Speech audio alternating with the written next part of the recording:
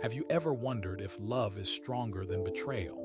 If family can heal wounds so deep that silence seems safer than forgiveness?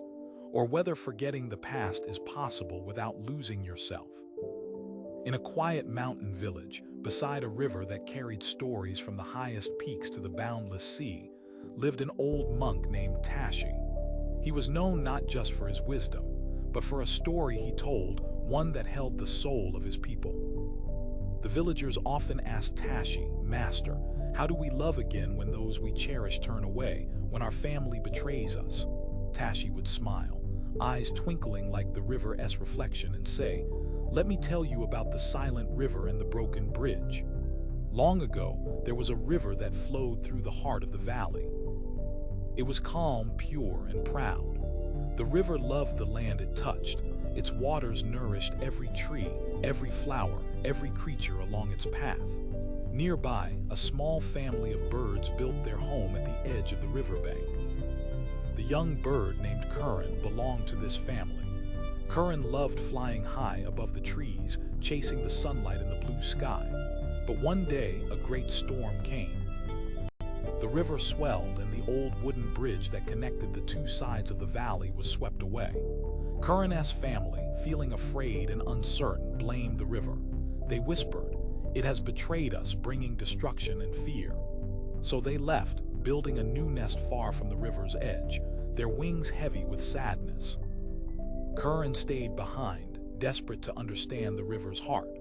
One evening, by the silver glow of the moon, Kiran asked the river softly, "Why did you let the bridge break? Why did you betray us?" The river's voice was calm and deep, like a quiet song. "I did not betray you. I flowed as I was meant to, strong and true. The storm is part of my journey, just as pain is part of yours. I carry the past, but I do not live there." Kiran listened, feeling a sadness that was not anger but a quiet ache. Days turned into weeks. Kiran flew to the other side, where the family lived apart from the river. The family did not welcome Kiran at first. They were hurt, wounded by the loss of the old bridge, and they carried the weight of betrayal in their hearts. But Kiran spoke softly, "Can we rebuild together? Can love be stronger than fear and hurt? Can we forget the past, not by erasing it, but by learning from it?" At first, silence answered. Then slowly, voices joined Kiran's, hesitant, trembling, but hopeful. "Love is not about forgetting," said the mother bird, "but about holding the past gently like a leaf on the river, letting it float instead of sinking." Together, they began to gather wood and stone, working side by side. The river watched silently, flowing between them, reminding them that life moves forward, even when shadows linger. The broken bridge wasn't just a path across the river, it became a symbol of healing.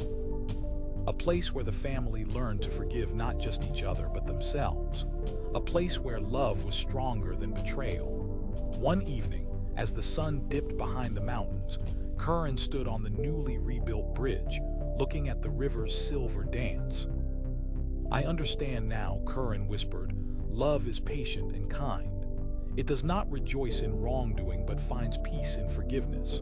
And the river, flowing endlessly, hummed back, "Remember, the past shapes us, but it does not own us.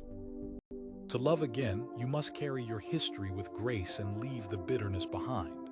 In that moment, Kiran felt a lightness in the heart, a promise whispered by the wind.